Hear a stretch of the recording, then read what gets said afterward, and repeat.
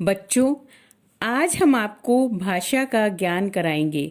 जैसा कि आप जानते हैं कि अपनी बात को किसी दूसरे तक लिखकर या बोलकर पहुंचाते हैं या सुनकर और पढ़कर दूसरे की बात को समझते हैं।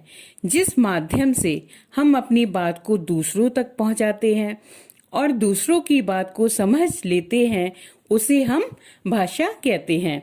बच्चों, भाषा के दो रूप होते हैं, मौखिक भाषा और लिखित भाषा। ऊपर चित्र में देखिए, आपस में दो सहेलियां बात कर रही हैं।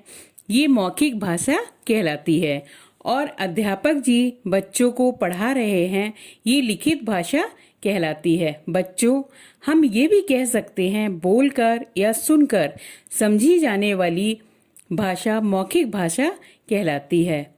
उदाहरण के लिए, जैसा कि आप चित्र में देख रहे होंगे कि एक मित्र दूसरे मित्र से कह रहा है, मैंने कई बार तुमसे बात करनी चाहिए पर मैं फोन नंबर ही भूल गया।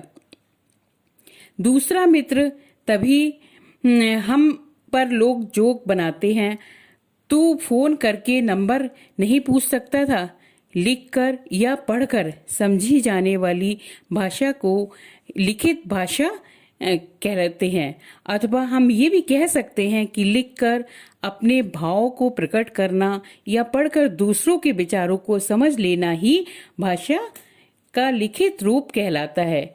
कभी कभी हम इशारों से भी अपनी बात को समझाने की कोशिश करते हैं, परंतु इशारों में हम हर बात को नहीं कह सकते।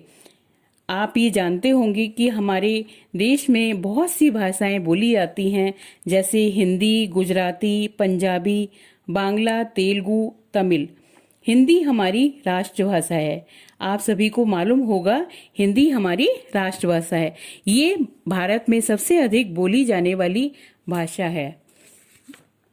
बच्चों, लिपि के बारे में आपने पढ़ा होगा। लिपि किसे कहते हैं?